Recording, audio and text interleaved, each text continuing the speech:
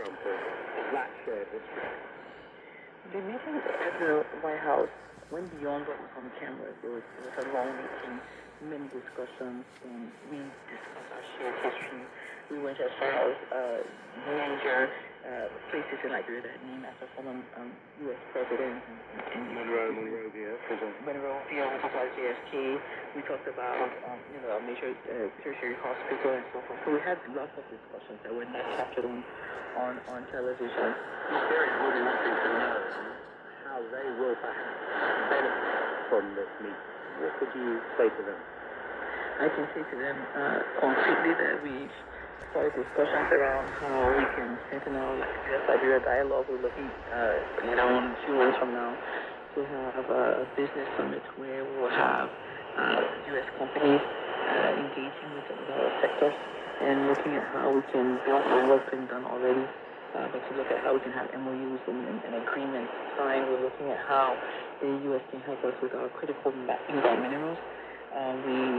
We engaged on that very heavily today, and we're looking forward to some expertise being deployed to help us with doing a comprehensive mapping of our critical minerals in Liberia and many other areas we're discussing around cooperation, and we're looking forward to these areas.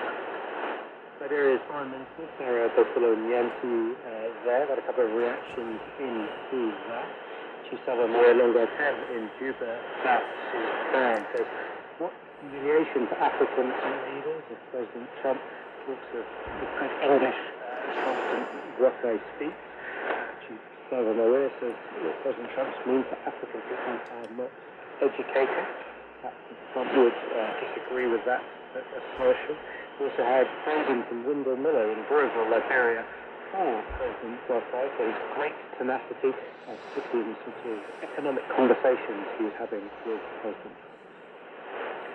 Well, Lesotho has declared a state of disaster over soaring unemployment with nearly 4 in 10 young people out of work. The government is redirecting ministry budgets and pledging millions to support youth businesses. Earlier, Lesotho's Trade Minister, Mahesi Shalila, spoke to the BBC. We have had a lot of millions of neglect in terms of generating jobs, especially for the youth. We at the moment we have youth unemployment that is higher than the national average. So there are particular segments of society that needs to be more supported, and this is the reason behind the national state of emergency. Well, Mahesi Shalila is a policy analyst from Lesotho and joins us on Newsday now. Can you give us some backdrop as you see it as to what is driving this current crisis?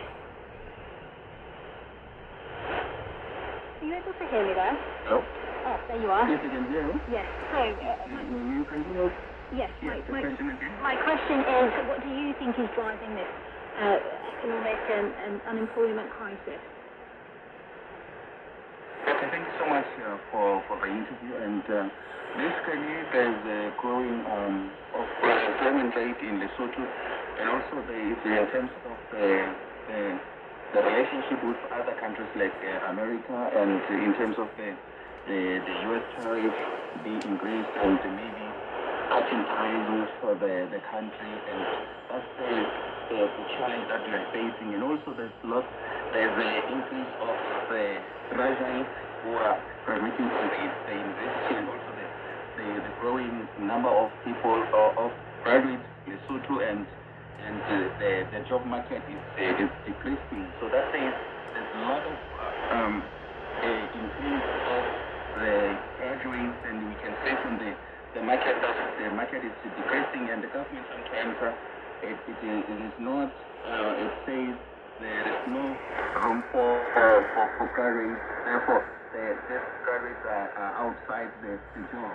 And other thing is one of the garment industry, garment textile industry.